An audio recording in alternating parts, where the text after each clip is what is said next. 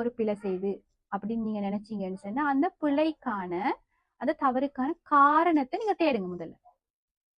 அந்த காரணத்தை தான் நாங்க இல்லாமக்கணும் அல்லது வழி நடத்தணும். அப்படி இல்லாம அந்த நேரத்துல அந்த பிள்ளைக்கு பிசிக்கலி நாங்க ஒரு தண்டனையை கொடுப்பதினூடாக அந்த பிள்ளைகிட்ட அந்த மாற்றத்தை நீங்க எதிர்பார்க்க முடியாது. நீங்க பாத்திப்பீங்க, அப்படி அடிச்சா திரும்ப திரும்ப அந்த பிள்ளை அந்த வேலையை செய்யும். உதாரணமா சொல்லுங்களேன், புள்ள போன் எடுக்குது அப்படின்னு சொன்னா, இப்ப உங்களுக்கு விருப்பம் இல்லை போன் எடுக்கிறதுக்கு, நீங்க அடிக்கிறீங்க, ஆனா திரும்ப அந்த பிள்ளை போன் எடுக்கும். திரும்ப அடிக்கிறீங்க, திரும்ப அந்த பிள்ளை போன் எடுக்கும். அடிக்கிறது தான் அந்த பிள்ளைக்கு தண்டனை அப்படின்றத மென்டாலிட்டியை முதல்ல நாங்க விடணும். அதால எந்த மாற்றம் வருது இல்லைன்னு நீங்க செஞ்சு பார்க்கணும்னா உங்களுக்கு விளங்கும். நீங்க திரும்ப திரும்ப அடிப்பீங்களே தவிர அதுல அந்த விஷயத்துல எந்த மாற்றமும் ஏற்பட மாட்டாது. நீங்க குழந்தைகள் வார நேரம் அவங்க வந்து நிறைய அப்சர்வேஷனால படிக்கிறாங்க. இப்ப அந்த சூழல்ல இருக்கிறது அப்படியே அப்சர்வ் பண்ணி உள்ளுக்கு எடுத்து படிக்கிறாங்க. அப்படிங்கிற நேரம் அந்த பிள்ளைகள் வந்து நான் ஏற்கனவே சொன்ன உதாரணத்தை எடுப்போம். ஒருத்தருக்கு மரியாதை செலுத்துது இல்லைன்னா அதை எங்க இருந்து படிச்சிருக்கும்னு கொஞ்சம் யோசிக்கணும். ஒன்று எங்கட உம்மா வாப்பா கிட்ட இருந்து படிச்சிருக்கும். அப்படி இல்லாட்டி அந்த சூழல்ல இருக்கிற ஆக்களை பார்த்துதான் படிச்சிருக்கும். புள்ள வேற எங்கேயாலும் இருந்தோண்ட கொண்டு வந்து எங்கள்கிட்ட காட்ட வழி இல்லை.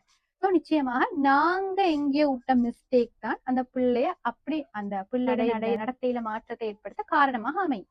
இப்ப நான் சொல்ற மாதிரி நாங்க முன்மாதிரியான பேரண்ட்ஸ் தான் முதல்ல இருக்கணும்.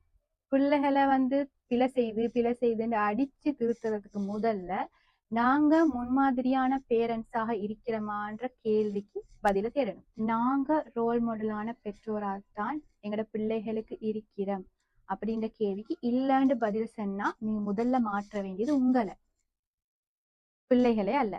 உங்களோட சூழல், நீங்க பேசுற பேச்சு, நீங்க உங்களோட ஹஸ்பண்டோட ஒரு தாயா இருந்தா ஒரு தாய் வந்து தன்னை கணவனோட நடந்து கொள்ற முறை, ஒரு தகப்பனா இருந்தா அந்த தகப்பன் தன் மனைவியோடு நடந்து கொள்ற முறை, அது எல்லாத்தையும் பார்த்து தான் ஒரு புள்ள தண்ட செயற்பாடுகளை, தண்ட பிசிக்கல் சேஞ்ச், தண்ட பண்பாடை வளர்த்து கொள்ளும்.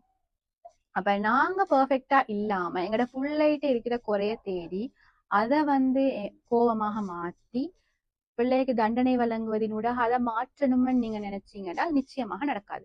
முதல்ல நாங்க சரியான முன்மாதிரியா பிள்ளைகளுக்கு வழங்கணும். உங்களோட பேரண்ட்ஸா எங்கட பேச்சுகள், எங்கட வீட்டுக்குள்ள எங்க நடவடிக்கைகள் எல்லாமே சரியான முறையில ஒரு முன்மாதிரியான முறையில பிள்ளைக்கு கொடுப்பமா இருந்தால் நிச்சயமாக பிள்ளை அந்த மாதிரி விஷயங்களை தான் எடுத்துக்கொள்ளும். அப்ப அந்த மாதிரி விஷயங்களை நல்ல விஷயங்களாக பிள்ளைகள் எடுக்கும் வேண்டாம், பாசிட்டிவ் வைப்ரேஷனை மாத்திரம் பிள்ளைகள் எடுத்துக்கொள்ளும் சொன்னா அப்ப அவங்களோட அவுட்புட்டும் பாசிட்டிவானதாக நல்ல விடயங்களை வெளிக்காட்டுபவர்களாக காணப்படுவார்கள். அப்படி இல்லைன்னு சொன்னா பிரச்சனை வந்து வெளியே இல்ல, எங்களோட வீட்டுக்குள்ளதான் பிரச்சனை, பிள்ளை கிட்ட இல்ல, நிச்சயமாக பெற்றோர்கள் கிட்டதான் காணப்படும்.